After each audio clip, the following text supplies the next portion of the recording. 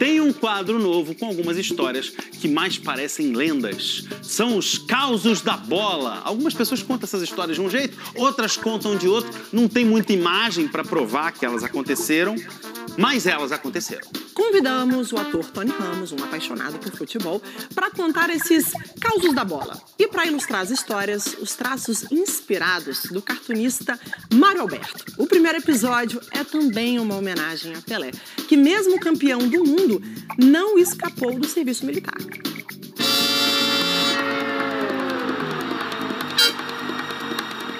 É possível imaginar hoje em dia que um grande astro do futebol, já consagrado, campeão do mundo, possa ao mesmo tempo seguir carreira e prestar serviço militar?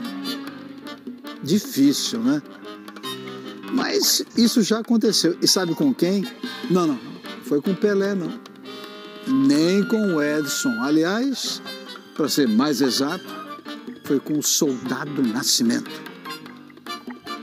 E você sabia que o Soldado Nascimento conquistou um título sobre a Argentina?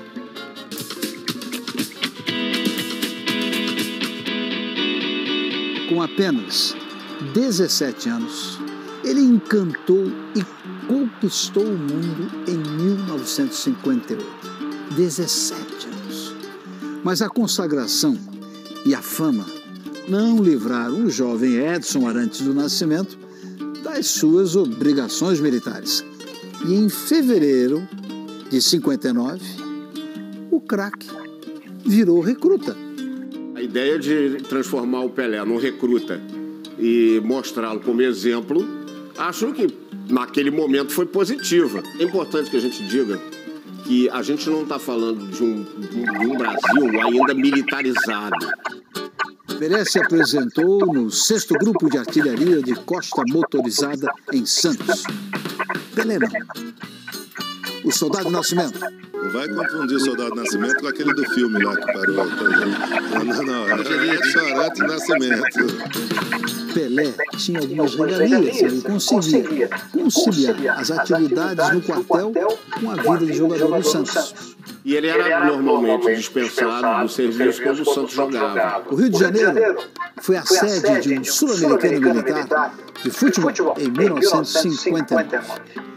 Foram só 3 participantes: Brasil, Paraguai e Argentina. A presença do Pelé, eu diria para você, foi fundamental para que essa competição se tornasse importante. E Pelé, sempre muito requisitado, teve que se desdobrar para atuar pelo Santos e pela seleção brasileira das Forças Armadas.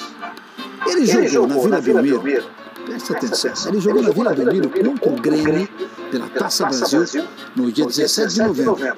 E no dia seguinte, 18 de novembro, em campo, para a estreia do Sul-Americano Militar contra o Paraguai. Ele deu passe para gols e fez um dos gols da vitória do Brasil por 4-1.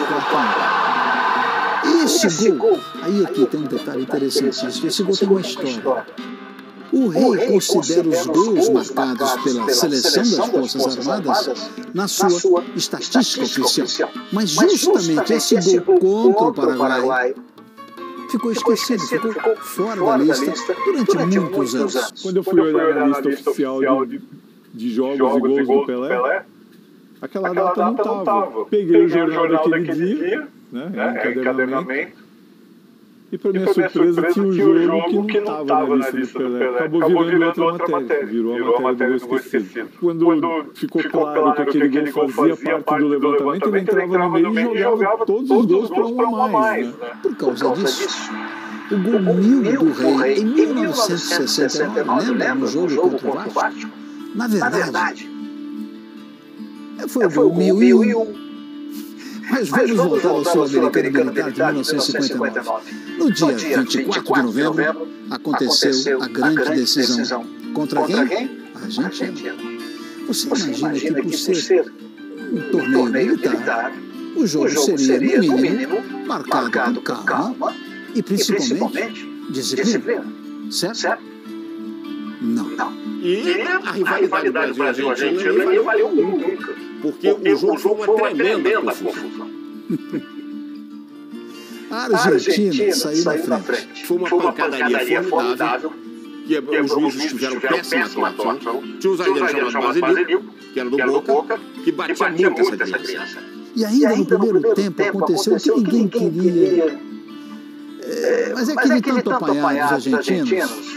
Pelé revidou. O Pelé foi expulso do campo na festa que foi que ele era o principal personagem. Havia essa acusação de que o Pelé entrava para valer. Eu acho que ele entrava já procurando se defender da pancada que vinha.